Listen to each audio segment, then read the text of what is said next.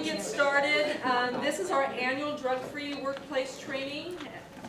Well, I sort of say it happens every year, but annual would mean that, wouldn't it? We have elected to have Art come back. He did a great job for us this morning, and hopefully he'll still do a great job this afternoon, right? If I don't run out of steam. Yeah, don't run out of steam. So pay attention, make sure you sign in, don't make me track you down. It's rotating around here, Arthur. It'll get to you. Josh, you can't go to sleep. So we'll just give him your hour, your attention, and we'll let you get to it. Okay, fantastic. Well, good afternoon, everybody. It's am I catching you at the end of your shift or the beginning? A little both. Okay. How many of you are just coming in? Okay. If you all get sleepy, stand up. How many and I'm catching the rest of you at the end of your shift? Let's make a deal. I'll try to keep things moving along at a brisk pace. If we get done a little bit early, will anybody shed any tears? Okay. Well, let's see what we can do to make that happen. I really appreciate you taking the time out of your day to come together for our annual meeting. A couple of quick, just for those of you who have not been through my seminars before, I always try to make sure that I'm including some information that's of added value for you, so that when the information that you're walking away with it's not just checking a box for work. That hopefully there'll be something that I say that will resonate with you, that'll make sense, that'll maybe be able to help yourself, help somebody else, pass the information along. You never know when the information that you acquire will come in handy. Beyond that, I promise you the information that I give you, it will be accurate to the best of my understanding. I encourage you to fact check everything that I share with you, because well, for two reasons. First off, I want you to know that everything that I share with you is well vetted. And so if I'm not going to undermine my credibility by deliberately giving any bad information. Beyond that, because I only make it less than an hour with you, and so if you do extra time outside of this researching some of the topics that I discussed with you, then that's going to expand your understanding of the topic. And again, that's kind of what this is all about. So if I offer my opinion, I will let you know that it's only my opinion. Ethically, I'm required to do so, but generally I don't offer too many of those along the way. All right. So with that being said, there are a couple of different reasons why companies choose to participate in the drug-free safety program in Ohio, drug-free workplace program overall. The first reason is, and again, I'm going to be as completely honest with you as I can. What brings a lot of companies to the table initially are regulatory requirements. That if your company wants to go after certain kinds of contracts, you've got to, one of the boxes that has to be checked is that you have to have a drug-free workplace in place. And that's, now there's lots of other reasons why people stick around, but we have to get those contracts going in order to keep money coming in order to keep everybody employed, and that's an important part of this. It's not the most important part, but it is an important part nonetheless. So beyond that, there's a certain employee satisfaction element of all of this. Just a quick show of hands to keep your blood flowing. How many of you have worked in another job besides just working for Progressive Foam? Okay, almost everybody, right? All right. So I want you to think back to those other experiences.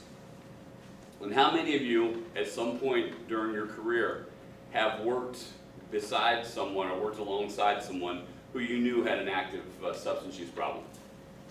Okay. I really appreciate those of you who were brave enough to raise your hands. For those of you who did, who raised your hand with that, is anyone willing to share just in a nutshell what that experience was like for you? Just a quick summary of just how you felt when you were dealing with that, or what that was like. I know I don't mean to put anybody in the spot, but just if you're willing to share. Yes, sir. In the back. Unsafe. Okay, great. That's a great encapsulation. Thank you for sharing. That's one of the most common responses we get. For those of you who may not have heard, it was unsafe. Anyone else? Sir. Unproductive. Okay, and that's the other one. That's the other most common response is unproductive or just frustrating in general. And a lot of the frustration comes from their lack of productivity, for their lack of dependability, or just, they're never sure if they're going to be there or not, or when they do show up, what kind of shape they're going to be in. All those things. And I'd like to address the second one first, but I'll come back to yours also. Because of that lack of dependability, because of that lack of productivity, because of those frustrations that well up, the workers who work beside those folks often start to feel like they're getting chumped. They feel frustrated, they feel taken advantage of. And it fosters a generalized sense of unfairness. It's not, why should I bust my back for the company when these other workers aren't doing their share of the load? If any enterprise wants to be successful, everyone has to be rowing in the same direction. Everyone has to do their part. Everybody has to know their role. Everybody has to perform their role. So if you've got folks there who aren't carrying their share of the water, well then, if somebody's leaning on the shovel while you're breaking your back, it's disheartening. And what happens is a lot of times people start to foster resentments. They start to harbor resentments against the other workers who are putting them in that situation. And I'm not sure if you're familiar with the term resentment or not, but the term resent comes from two root words. The word re, or the prefix re, which just means to have something happen again and again, and then sent, and that means the root word to feel, like sentimental. And when that person has a resentment, that means they re-feel something over and over and over. Just thinking about it makes them mad. And when just thinking about work makes you angry, well then, that's not someplace where you want to be. And when you start to feel that way, you start to dread going into work. I don't know if any of you, are you familiar with the term dread? Just to hate something, to want to avoid it at all costs. Just a quick question for you, since we're being honest here. How many of you have woken up on a cold Ohio morning and thought to yourself, man, it would sure be nice to stay in bed this morning? Okay, we've all been there, right? But obviously, you did the mature thing. You got up, you suited up, you showed up, because A, you want to earn a living, but B, you want to, you don't want to let down your coworkers, you don't want to let down your company. You're grateful for your job. But if you start resenting your coworkers, if you start dreading going into work, then it's easier to start making allowances for yourself. It's easier to start thinking, you know what? I don't feel like going in today. And you're picking up the phone and making those calls. I've had people tell me over the years, there were times when I would call off just so that I'd wait until I had the company over the barrel, and then I'd call off just so they would see what the other person wasn't doing. Just so they would have to see it. So I wouldn't want to tell them, but they'd have to see it if I wasn't there. And when you start having those kind of things going on, it starts eroding morale. It becomes cancerous to the morale of the workplace.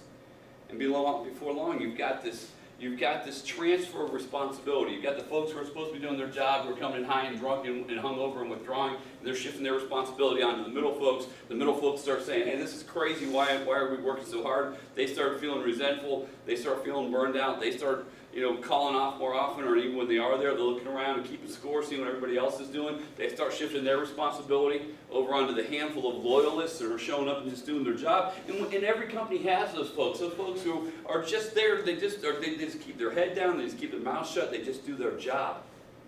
You may be a loyalist. But even for us loyalists, when we're there, and we're not complaining and we're just doing our job, when all that starts getting put onto us, even if we don't ever say a word about it, you know what we're doing in our free time? We're looking at the want ads. We're dusting off a resume. We're looking for a different opportunity because we don't want to stay in a place where we're being treated unfairly. And all of a sudden, companies start looking around and going, wait a minute, we're getting all these contracts, we're getting all this work. We should be on Easy Street. Why are we losing money? Why can't we keep workers? And a lot of times because those types of issues are not addressed.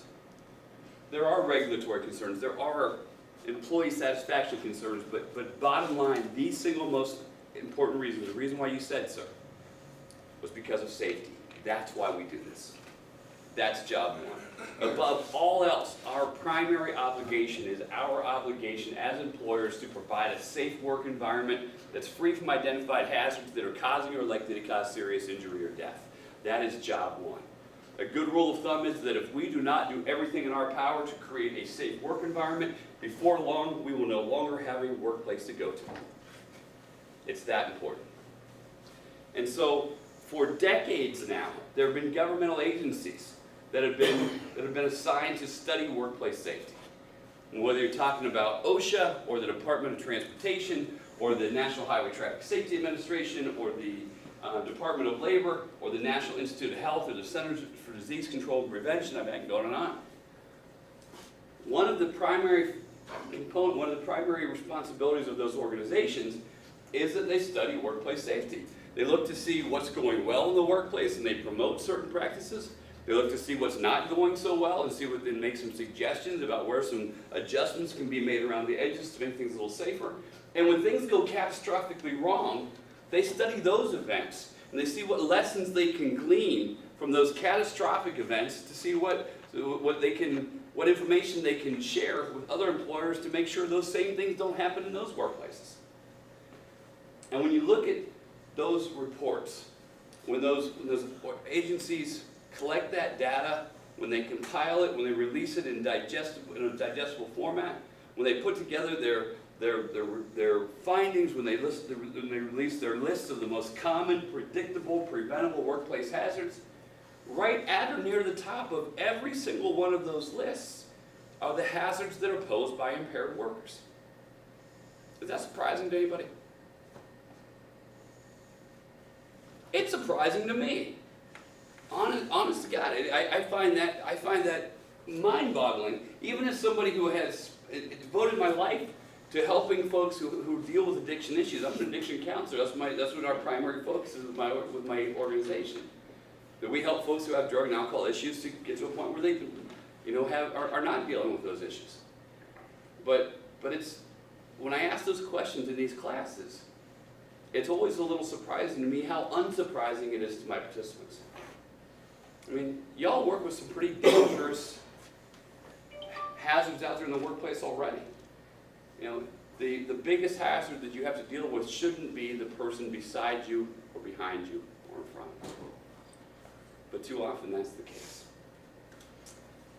Let me share one of those reports with you, and then I'll move on to some of those other things we need to talk about. 2016, there was a study conducted by the federal government on catastrophic workplace accidents. These were accidents that, in the term catastrophic, can be nebulous. So I want you to understand the criteria that they use for this.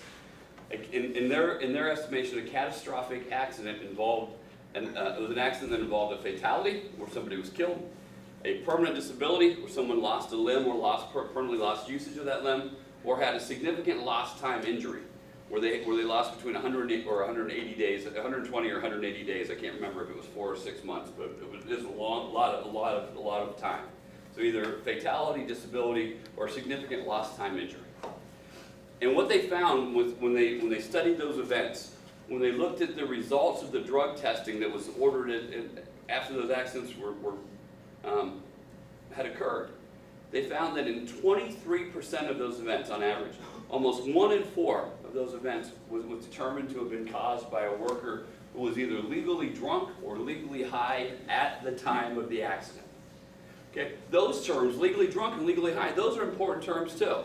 All right, so let me explain what they mean by those. In order for a person to be considered legally drunk, then the person had to have a blood alcohol concentration of 0.08 or higher at the time of the accident. So if they got pulled over on the way into work, they would have been arrested for an OVI. I'm not talking about somebody who stayed up, too late last night watching the WWE or stayed up watching a ball game or stayed up, late, toasting their anniversary at midnight with their sweetheart and came in the next day and had a little hint of alcohol in her system. I mean, that's problematic, but that's not what they're talking about. They're talking about somebody who was legally drunk at the time of the accident.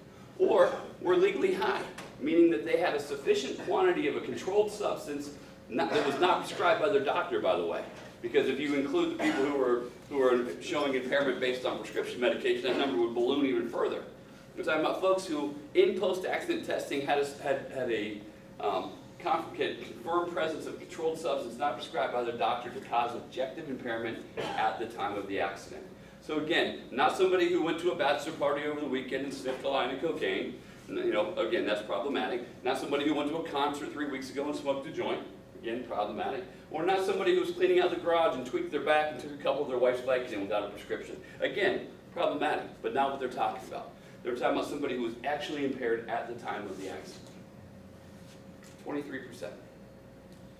And when you scratch the surface on that study just a little bit further and you look at the individuals who were actually hurt or killed by those individuals, 1 in 3 of the victims of those accidents, the folks who were actually hurt or killed by those impaired workers, was somebody other than the impaired worker themselves. 1 in 3. So what's that mean for us? Seriously, what's that mean for us?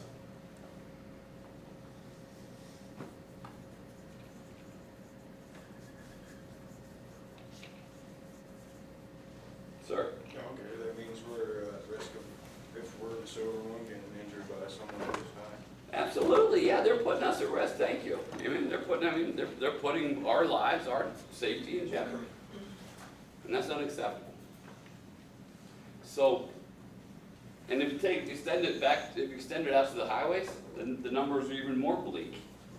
You know, out on the highways, according to the National Highway Traffic Safety Administration, 1 in 3 highway fatalities is caused by an impaired motorist. 1 in 3. How many of you use the highway system on a regular basis? How many of you use it today? So that's why we're doing what we're doing. The recognition that most of us aren't living to work. Most of us are working for a living. We go to work because we want to earn a wage. We want to improve our quality of life. We want to put in our hours, collect our check, go home, back to our lives, to the things that we like to do, to our families, to our wives, to our husbands, to our girlfriends, to our boyfriends, to our kids, to our animals. But we want to get back home in one piece, and that's what we all want to. So back in 1988, Congress passed a worker protection law to help us do just that. It's called the Drug-Free Workplace Act.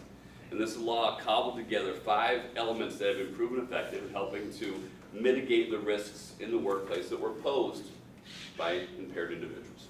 And in order for any company to qualify as drug-free, there have to be 5 components present.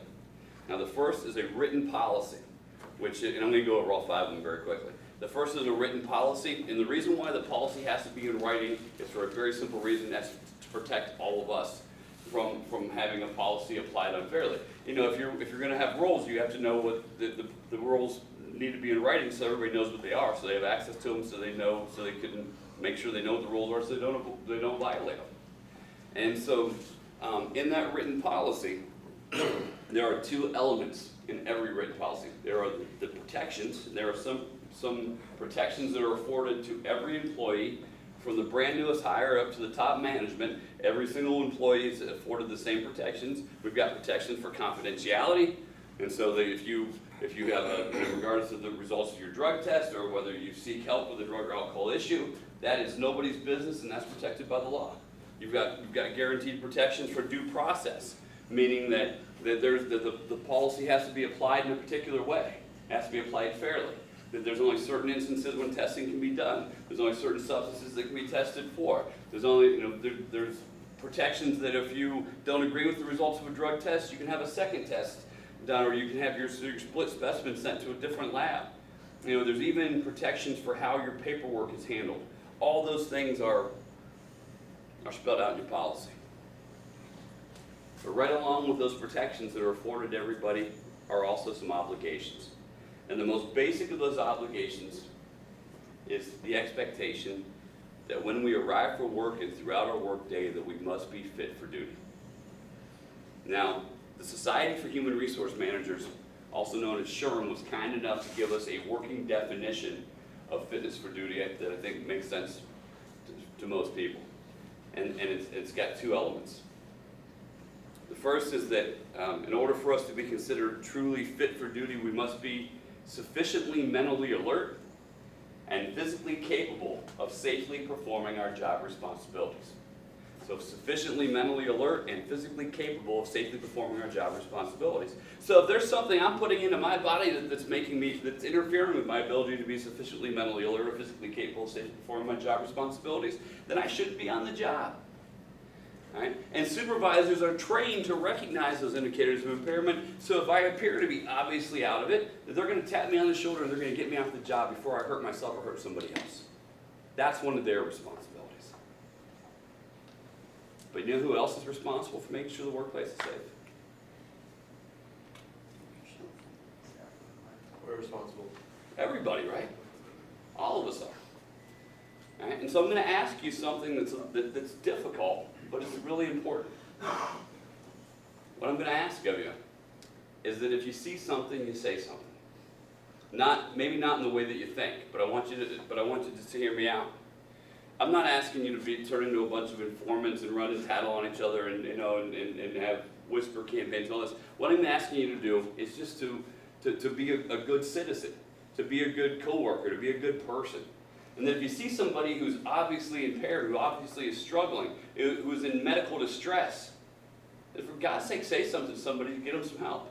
If you see somebody who's stumbling or slurring, or bumping into things, or having a difficult time maintaining consciousness, or showing other signs of medical distress, then say something to somebody who can give them some help. Think about if it was you or your child, your son, your daughter, your brother, your sister, your husband, your wife, if it was somebody that you really, the person you love the most in the world, if you saw them in that kind of emotional, if somebody saw them in that kind of emotional distress, or that kind of medical distress, would you want them to get some help? And of course we would. Please keep in mind that in many of those instances, when a person is in that type of medical distress, it's not because they're high or drunk. It's because they're going through some kind of medical emergency. They may be having a diabetic emergency, or a stroke, or an aneurysm, or a bad reaction to medication. Who knows? But I do know that in a lot of those instances, their window for getting help is about this big. And that if we don't get them help in a timely manner, our opportunity to get them help before their damage is irreversible is very, very small. It's just the right thing to do. And even if it is a drug or alcohol issue, many company policies have a pathway for rehabilitation built right into the policy. That as long as the worker is willing to accept some help, then they are given the opportunity to. Howdy. Hey, is Tina in here? I'm sorry to interrupt. She's No. in Janine. Thank you. No problem. Sorry. That even if the person does need the help, even if it's a drug or alcohol issue, if they accept that hand of help that's reached out to them, then they have the opportunity to turn things around. It doesn't have to necessarily cost the person their job. That they can get some counseling, get some help, get some accountability, get things turned around. And realistically, in many of those instances, rather than costing the person their job, you actually save their job.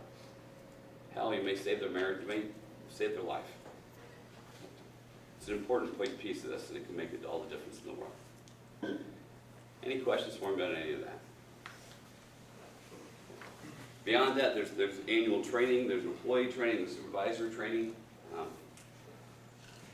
There's also employee assistance program counseling services. How many of you are familiar with your company's EAP program, or your employee assistance program, and how it works? Okay. Because not many people will raise their hand, I don't think anybody raised their hand. I'm going to spend a couple of minutes going over this with you because this is really important. This can make a big difference in your lives. The Employee Assistance Program Counseling Services, or the Employee Assistance Program, is a system by which employees can receive confidential counseling and rehabilitative services through their employer. That if you have some personal issue that is so overwhelming that it's interfering with your quality of life, or interfering with your ability to focus and pay attention and at work, if it's interfering with you to the point where often it's causing you to be distracted and unsafe at work, then you can get help through the workplace to address that issue so you can get that, you can unburden yourself, get that off your shoulders and be able to recenter, refocus, and get back on with your life. Now, a lot of times when people think about EAP services, they do think about drug and alcohol issues, because that is one of the biggest issues, that is one of the most common issues we help people deal with. It's not by far the only issue, but it's one of them. I mean, sometimes people who have always drunk alcohol, and maybe been able to do so with very little consequences over the years, all of a sudden start drinking more than what they normally drink. All of a sudden, it's like a switch has been flipped, and all of a sudden they start getting all kinds of consequences. Maybe they start getting in trouble with the law, where they get OVIs, DUIs, domestic violence charges, arrests, assaults, public intoxication charges, any number of things. And when they try to stop drinking, all of a sudden they realize that it's really gotten a hold of them. It's a lot harder than what they thought it might be. Maybe they start struggling with the prescription medication. They got hurt. Sometimes they got hurt on the job, or just got hurt, playing sports or whatever. And the doctor started pumping them full of medication. And by the way, did anybody see the recent study by the National Institute of Health on how long it takes for those opioid medications to start changing your body chemistry so you get addicted, or so you get hooked on them? 10 days? 5 to 7 days. But there may have been some that are around the 10-day mark too. But it's 5 to 7 days that the body, like, changes start happening within your body chemistry that makes it so that you start craving more, that your body's natural pain blockers start shutting down production. It's really a very small period of time, and keep that thinking about how many doctors kept people on those medications for months or years, and then suddenly cut them off. No wonder a lot of the people had the problems they did. But a lot of times people come forward through EAP, and we can help them, connect them with the resources they need to get off those things. Sometimes people start messing with street drugs. Maybe they start running with a new crowd, or maybe they get involved in a new relationship, and the person that they're in that relationship with is using those drugs, and it seems new and exciting and and risky for a period of time, and then very quickly that takes over their life like quicksand, and they need when they want to stop, they have a hard time doing so, and they can get some help through EAP with that. All those things are common issues, but you know what? There's a lot of other issues that people ask for EAP services for as well. And I see a lot of young people in this room. And so I'm going to say something to you that maybe it might get some eye rolls, and maybe and I hope that this is never true for you. But I can almost guarantee you that at some point in your life, some hardship is going to visit you. And there's an old saying that in all of our lives, a little rain will fall. And sometimes that rain feels more like a monsoon than a sprinkle. A lot of times, it feels like a hurricane or an earthquake. Sometimes it can just shake us to our core. And sometimes that hardship is in the form of grief or loss issues, where suddenly someone who you thought was going to be in your life forever is snatched out of your life like that. Sometimes it's an illness, where your child is diagnosed with some potentially terminal illness, cancer. Maybe your parents diagnosed with dementia. Maybe you're dealing with some mental health issues, with depression or anxiety. Maybe you're dealing with financial hardship, where you've always been more of an ant than a grasshopper. You've done you've made good decisions. You've had your ducks in a row, but all of a sudden you have an accident, and it's your fault, and you're getting sued. And now all of a sudden all that financial security that you thought was going to keep you safe is being taken away from you, or at least being threatened. Maybe your first time you're dealing with being broke. Maybe you're dealing with repossession of your things, or foreclosure, or eviction. Maybe you've invested all of your emotional resources into a relationship, where you thought that your sweetheart was the one, and you put everything into that relationship. You've invested everything. You've opened up your heart maybe for the first time, and you're getting married, you've gotten married, and you're building a life together, and then suddenly you got blindsided with divorce papers, where you find out that the person that you trusted is not trustworthy. Any of these things could happen to any of us.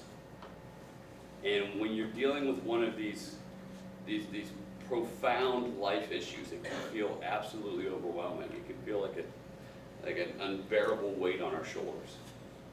And I'll tell you what, even if you're the person in your group of friends that most people turn to for suggestions or for advice, or when somebody needs an ear or when somebody needs a hand, you're the person they turn to. You know what? When you're the one that needs it, it's a whole different kettle of fish. I don't care how good of a surgeon you are, you can't remove your own kidney.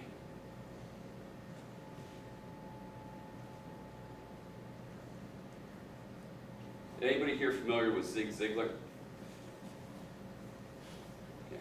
Those of you who aren't familiar with Zig's, it's Z-I-G-L-A-R. Zig Ziglar, in my opinion, is one of the greatest exports that the United States has sent out to the rest of the world, right alongside with Alcoholics Anonymous. Zig Ziglar is a motivational speaker, and I got turned on to Zig when I was in high school. When I was in college. I was a freshman in college, just after high school.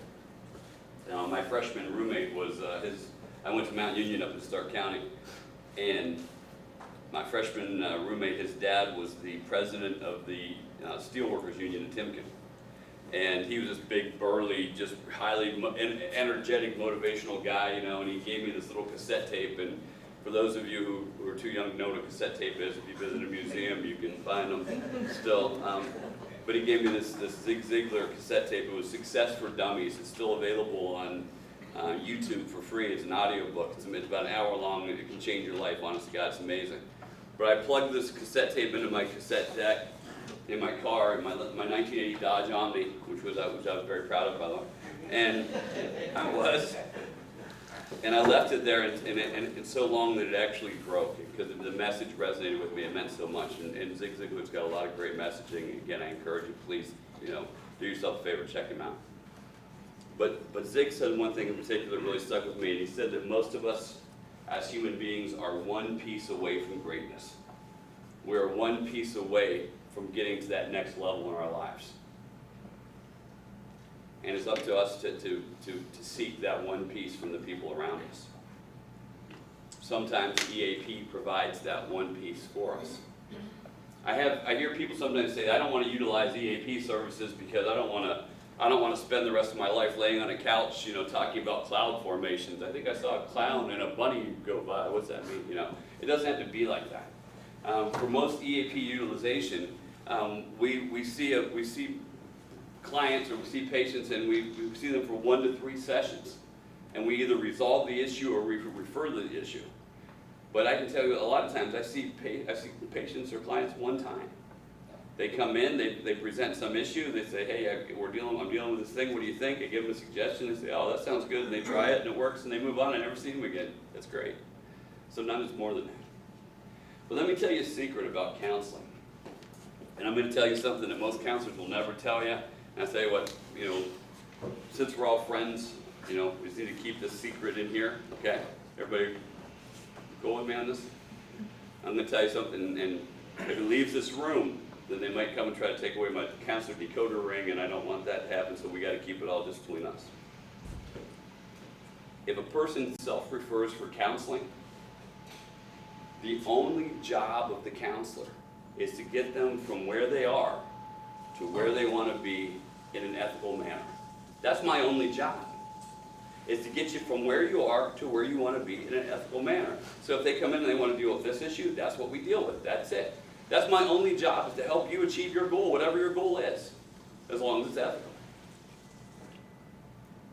Sometimes I hear people say things like, I don't want to go talk to a counselor. I had a terrible childhood. How in the world am I going to know that? I don't know that. I can't read minds.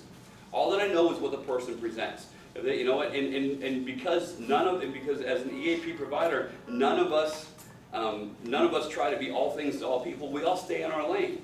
I primarily deal with drug and alcohol issues. So if somebody comes in, it's got an alcohol with booze or drugs, then they're gonna get referred to me. If somebody comes in with marriage and family counselors, we have counselors to deal with those. If somebody comes in and has grief or loss issues, they deal with them. If somebody has legal issues, then we've got attorneys that they're gonna talk to. But ultimately, because we stay in our lane and we deal with what we know about, then generally, because there are very few new problems under the sun, when a person comes in with that issue that feels like this 10,000-pound boulder on their shoulders, they come in and they feel like their world's coming to an end, and they say, hey, I've got this thing here. When they present it to us, a lot of times it's kind of like Tuesday morning. We go, oh, okay, well, hey, try this, and it works, and because we've seen it before, because this is what we do.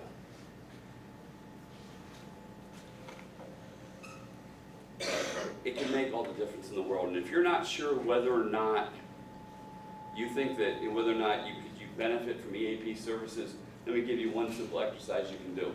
Take a standard book of notebook paper, turn it sideways, make a line on it, and put a 1 on one end and a 10 on the other.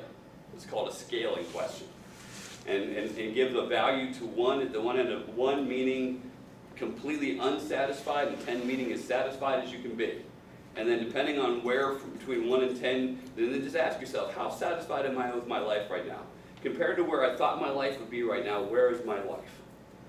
And if you rate yourself at a 5 or under, you could probably benefit from EAP services.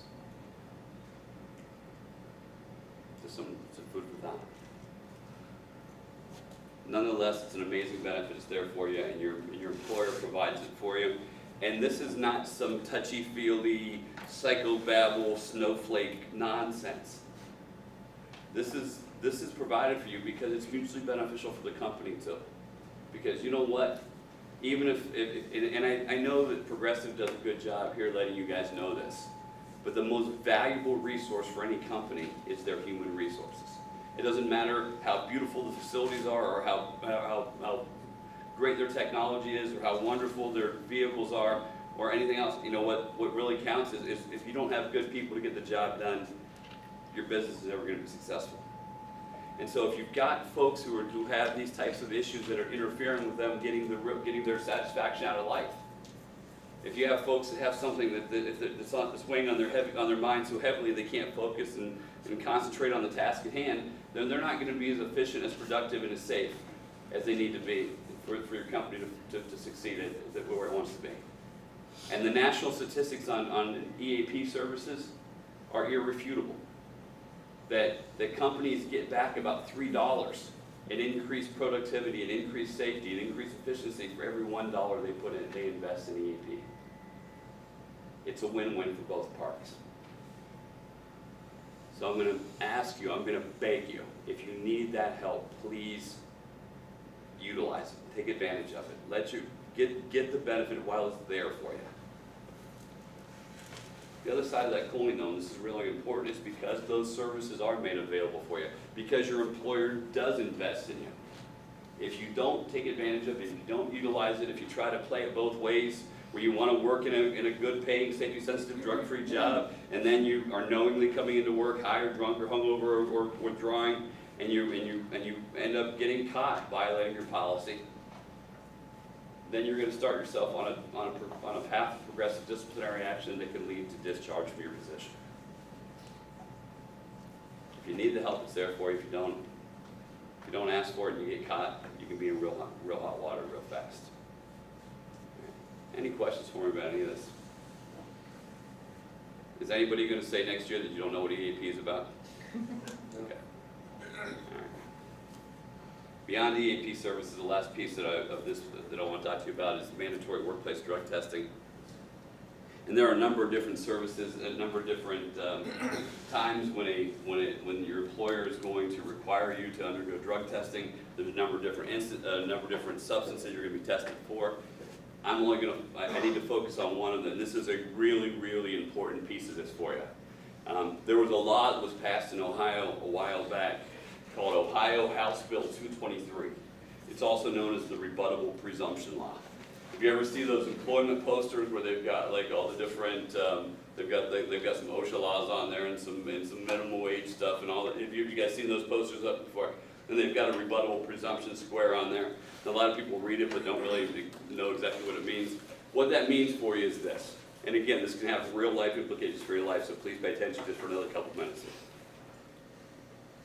What it means is that, what that law said is that if you get hurt on the job and your injury is severe enough that you require off-site medical attention, so you're hurt badly enough that you have to go to a hospital, or you have to go to a stat care, or you have to, even if it's just for a stitch or for an X-ray, or just to be examined, just to be examined because you got bruised up or banged up pretty good, then when you receive those services, at the time that you receive them, then this law requires you to undergo post-accident substance testing as well.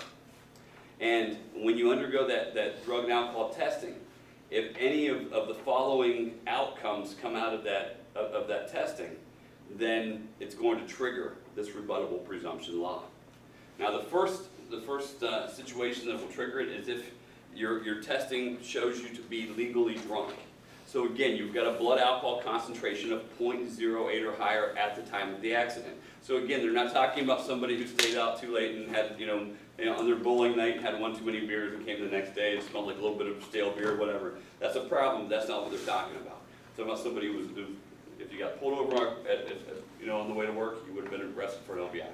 Or if you're legally drunk, or if you're legally high, which means you have a sufficient quantity of a controlled substance not prescribed by your doctor to cause objective impairment at the time of the accident.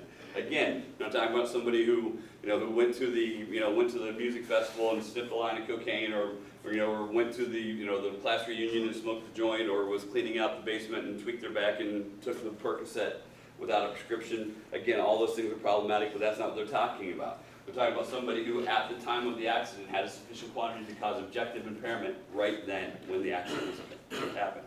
Or, this is the third scenario that can trigger it, and this is really important. This is where a lot of workers, boom, shoot themselves right in the foot. And that's if the worker refuses the post-accident medical testing. And a lot of times, workers refuse that test because they're embarrassed, because they did one of those things I just mentioned. They smoked the joint, they sniffed the line, they popped the pill, they don't want their employer to know. And so when they get hurt on the job, and they go to the hospital, and the medical professionals are asking them, is this a work-related injury? They're not honest. They say, no, I slipped in my driveway, no.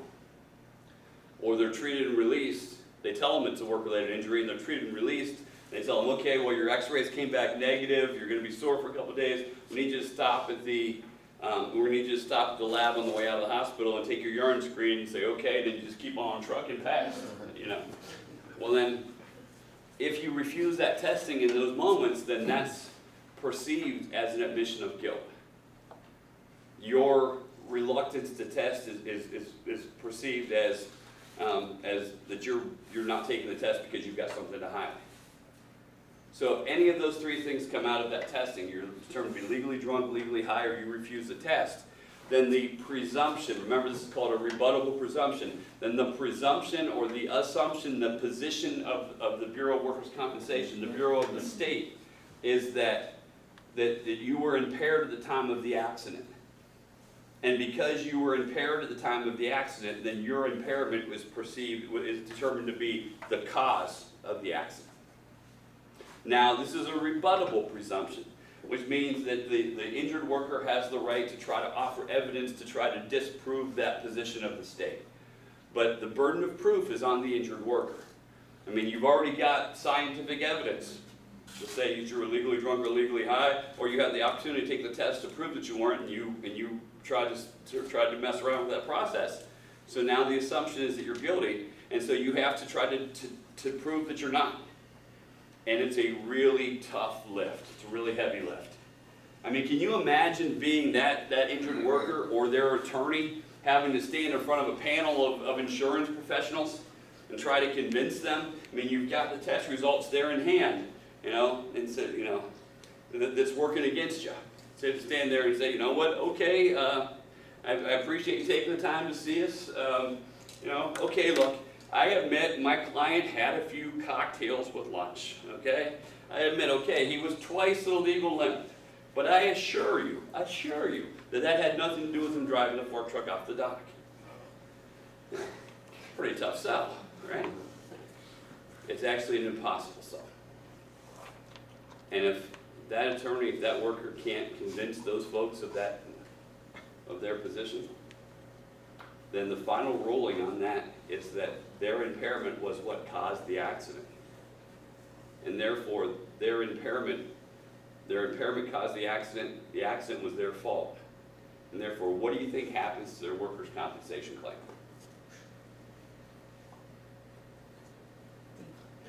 I'm seeing a whole bunch of gestures, right? It's getting thrown out. That's right, it's getting thrown out. Actually, the technical term is it's disallowed. They disallow the claim, they deny the claim. And there's been a strange phenomenon happening in our country for a while, and particularly in our region that I've seen. And the problem is that for a lot of folks, their wages have stagnated, meaning that even though they're getting occasional raises, their raises aren't keeping up with the cost of living. So even though they get raises from time to time, when they go to the store, it doesn't buy as much milk, doesn't buy as much gas, doesn't buy as much rent, doesn't buy as much whatever. And so in order to cut costs, a lot of workers do something that's incredibly risky. And when their employer offers them health insurance, they just gamble on themselves instead. So you know what, I think, I appreciate you offering it, but I'd rather have the money in my paycheck. You know, I'm a pretty healthy person, I'll take good care of myself, I'll make sure I don't get sick. And besides, if I get hurt at work, workers' compensation is going to be, insurance will be there, and that'll take care of everything, and so I should be okay with that too, right? But what if that person's impaired in the job? If workers' compensation disallows that claim, and they don't have health insurance on their own, what do you think happens to those? What do you think happens to all those hundreds of thousands of dollars of medical bills, or those tens of thousands of dollars of medical bills that got that stacked up while the hospital was taking heroic measures to try to save that person's life? Who do you think ends up being responsible for them? Yeah, it goes back to the worker. It gets reversed to the worker. And so now you've gotten hurt badly. You're hurt so badly, a lot of times it's going to take you a long time to recover. A lot of times the rehabilitative care, the physical therapy that you need has to be pre-approved by an insurance company before the provider will even provide it for you. So now because you don't have insurance and because workers' comp will pick you up, because now you have a pre-existing condition so nobody's going to cover you anyway. So now you can't get the help you need to even get the therapy you need to even get that, or at least not for, it's going to take you way longer. And so now you're injured, you can't get the help you need, and you've got this mountain of debt. As if you need one more reason not to make this terrible decision. Please, if self-preservation is an impulse that you possess, please don't put yourself in a situation where, as terrible a decision as it is to put yourself and other people in harm's way, if you come into work impaired, you could not only end up getting hurt or hurting somebody else, but you could also find yourself buried in a mountain of debt under which there's just no escape. Any questions for me about any of that?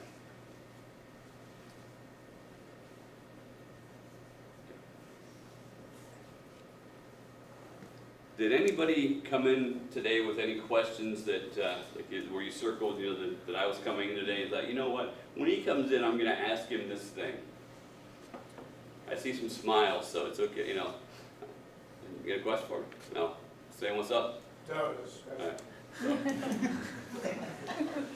All right.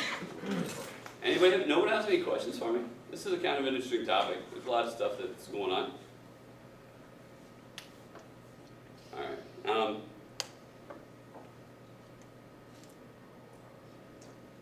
Let me give you one piece of, I'll just give you a couple of minutes on medical marijuana, and then I'll wrap things up for you. I know that we're getting towards the end of the day.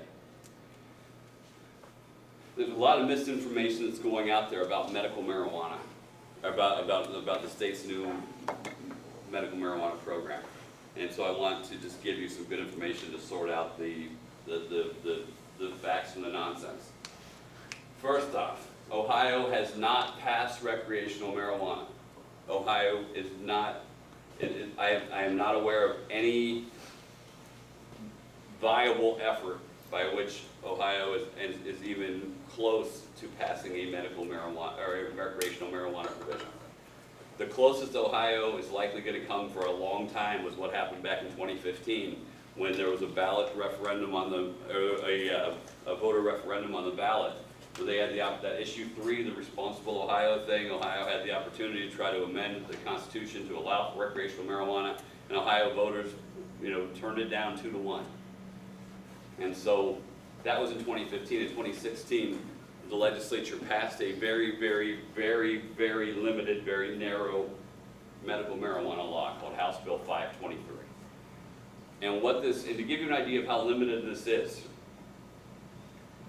there were only 21 catastrophic medical conditions that are covered by this law. And so these are like potentially terminal illnesses like cancer, AIDS, Alzheimer's disease. There are some ulcerative conditions like Crohn's disease, irritable bowel disorder, ulcerative colitis, some of the inflammatory joint disorders like rheumatoid arthritis, gouty arthritis, osteoarthritis, some of the different forms of neuropathy like fibromyalgia, spinal cord injury, traumatic brain injury, some of the genetic conditions like sickle cell anemia, some of the chronic intractable pain, some of the neuromuscular conditions such as MS and Parkinson's disease and Lou Gehrig's disease, even some psychiatric conditions like post-traumatic stress disorder from military combat, a few others. And a patient can't just claim to have one of them. There's an incredibly high bar for the vetting process. As of these numbers may have been updated since the last time I saw them, but towards the beginning of this year, about a month ago was the last time I saw the census on this. And as of the beginning of February, there were less than 2,000 or just over 2,000 Ohioans in the entire state who had been approved for this program. Now, in the entire state of Ohio, there were only 56 dispensaries that are going to be opened where patients will be able to buy the various cannabis medications. 56. Does that sound like a lot? How many counties do we have? 88. We have 88 counties, 56 dispensaries. That means there'll be approximately one dispensary for every 1.5 counties. In some of the rural areas, patients are going to have to travel across 2 or 3 counties to get to the nearest dispensary. And think about the medical conditions that these folks are going to have. Alzheimer's disease, Lou Gehrig's disease, cancer, AIDS, Alzheimer's, etc. But if they're, a lot of these people who are these patients who are going to qualify are going to have significant transportation issues. If you have 56 dispensaries and you've got about 2,000 patients that are approved, that means it's going to break down about 35 to 36 patients per dispensary. Can you imagine trying to keep a Rite Aid open with 36 patients coming to get their prescriptions filled each month? And there are only 353 doctors in the entire state of Ohio who've gotten the extra certifications, that extra credential to be able to make the cannabis recommendations. Besides that, marijuana remains an illegal drug at the federal level. And there are 2 sets of laws that pertain to marijuana policy. State laws that only pertain to the state where the law is passed, and federal laws that apply to the whole country. At the federal, and does anybody know which one of those, which law has more clout?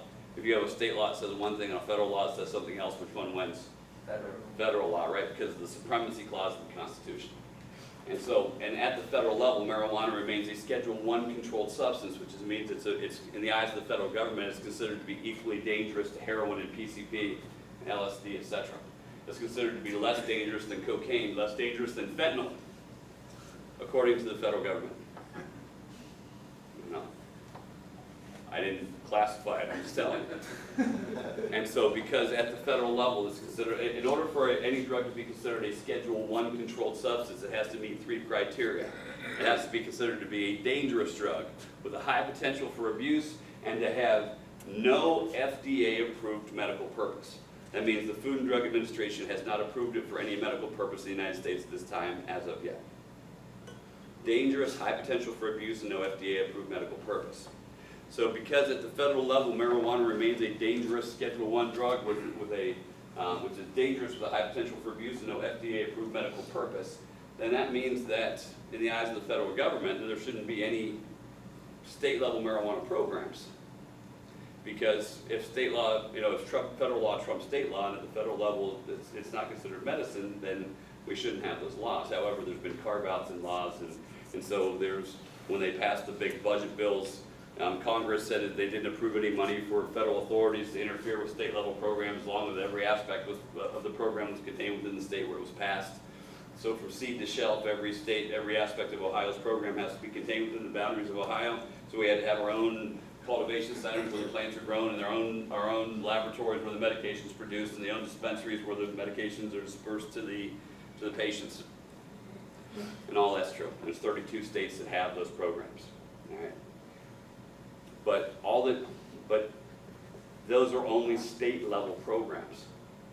And doctors in those states can't prescribe cannabis medications because doctors can only prescribe FDA-approved medications because it's Schedule I, it's still not FDA approved. So all the doctors in Ohio can do is recommend cannabis medications. Insurance companies won't reimburse for cannabis medications because, again, they can only reimburse for FDA-approved therapies, and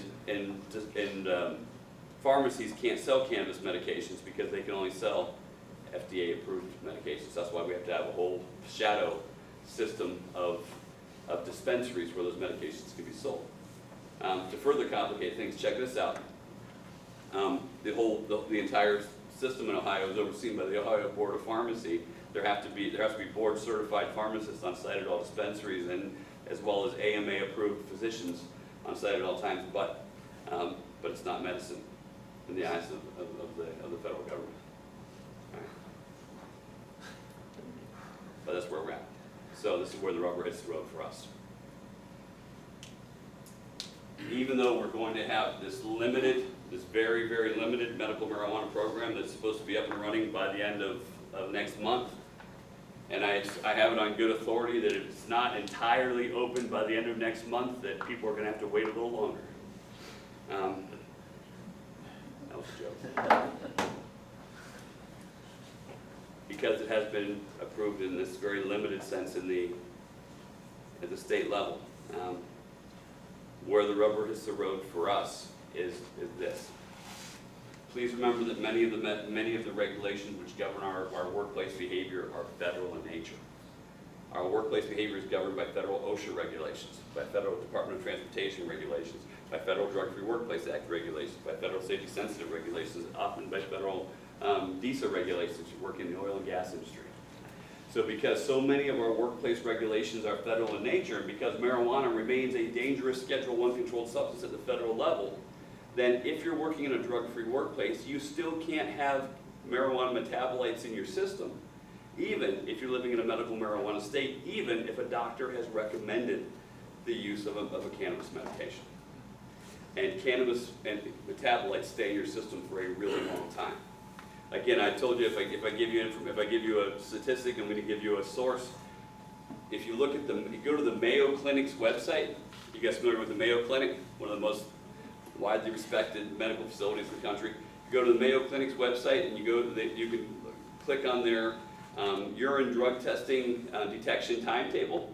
And if you look at cannabis, it says for a single use, it's predictable that a person will test positive on a urine test for 3 to 4 weeks for a single use of a cannabis product. If you're even a semi-regular user, you're looking at 4 to 6 weeks. And if you are a heavy daily user and then you suddenly stop because you want to pass a drug screen at work or for court or whatever, you're probably looking at 6 to 8 weeks from the time of your last use. So there will not be any window by which a person can be a part-time medical marijuana user and work in a drug-free workplace. There just won't be. And ultimately, if you look at what those legislators were trying to accomplish with this law, if you look at the illnesses that were approved, cancer, AIDS, Alzheimer's disease, Lou Gehrig's disease, etc., in their mind, if a patient was sick enough to qualify for their program, they were probably going to be too sick to work in a safety-sensitive job anyways. All right. Does that make sense? Okay. That took us pretty close to our time. All right. Any other questions for me at all about this? If not, then I want to thank you all for your time and your attention, for sticking with me. You've been a fantastic group. Please make sure you sign in so you get credit for being here, so you don't have to come back for that midnight session this evening. All right, thank you very much, folks.